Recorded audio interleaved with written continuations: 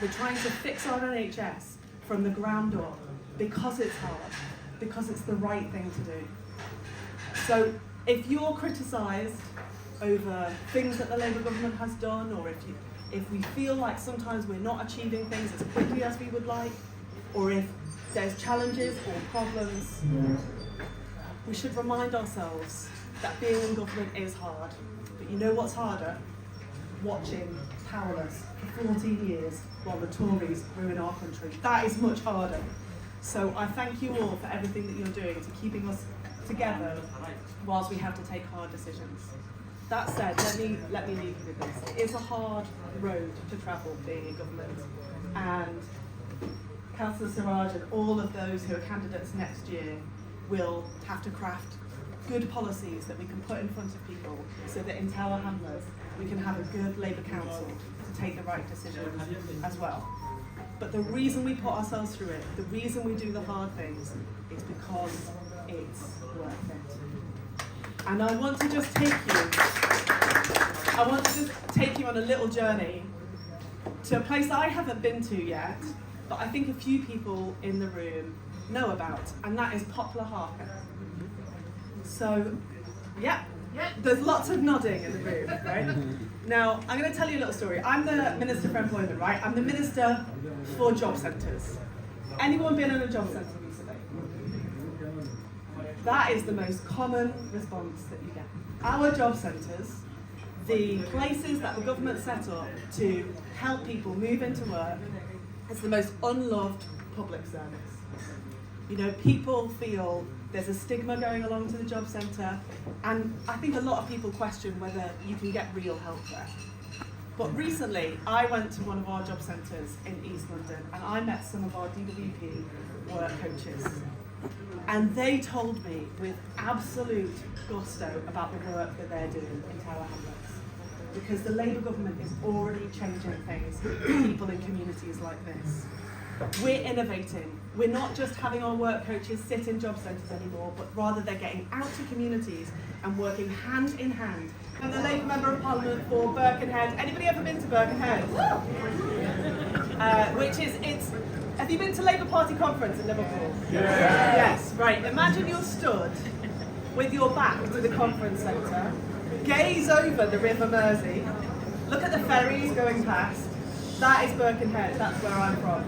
And I lived in London for 10 years of my life, so I feel pretty much at home here, but I thought, what am I going to talk to everybody in Tower Hamlets about tonight? And I was a bit worried about it in the office before, and I was saying to my team, what am I going to talk to them in Tower Hamlets about tonight? And one of my cheeky officials looked up and said, Ali, just do what you normally do and talk about the football. Thank you, Councillor Siraj. It is a pleasure to be here this evening, and not just because I find myself amongst true-hearted friends. Not just because, as Jurgen Klopp said, I find myself amongst believers, not doubters. Sorry, Andrew actually supports Manchester City. Oh man, and I know we've got some Arsenal fans in tonight as well, right?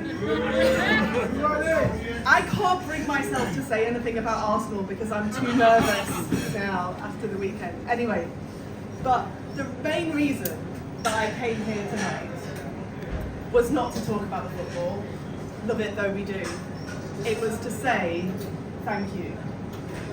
Because for 14 years, Rushnara and I sat on the opposition benches in the House of Commons and watched, powerless, as the Tories ruined our country. We watched them do it. Rushnara and I arrived in the House of Commons on the same day in 2010, and not everything was perfect, but child poverty was not at 4.3 million. Our NHS waiting lists were not through the roof. And our schools, by and large, imperfect though it was, had enough money to get by. And Rushanara and I were absolutely powerless as brick by brick, piece by piece, the Tories took many of our achievements apart. And last year, in 2024, Each and every person in this room who campaigned to get a Labour government helped put it right. And the reason I really wanted to come to Tower Hamlets tonight was to say a very, very special thank you to you here. Because many people across the country fought hard. But I don't think there's anybody.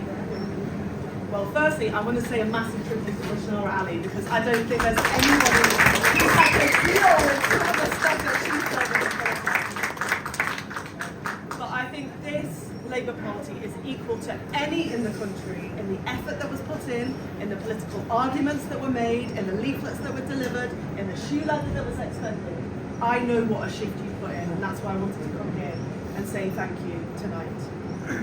Because you did that, as Andrew explained, we're able to take decisions day in, day out that will make lives better for the people we represent.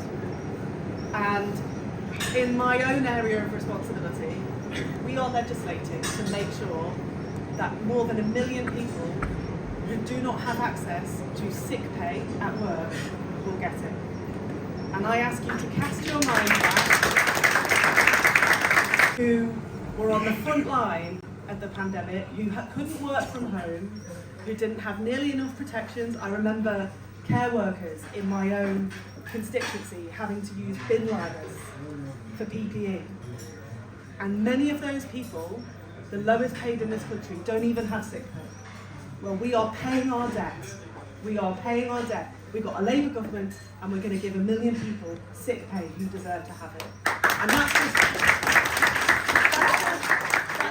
one thing that we're able to do, because everybody in this room put a shift in and re-elected Rushnara and Uma and all of the other Labour MPs who can charge through the voting lobbies to vote for those things. So I wanted to say a massive thank you to you. Every decision we take in government is a tribute to your efforts, so thank you for that.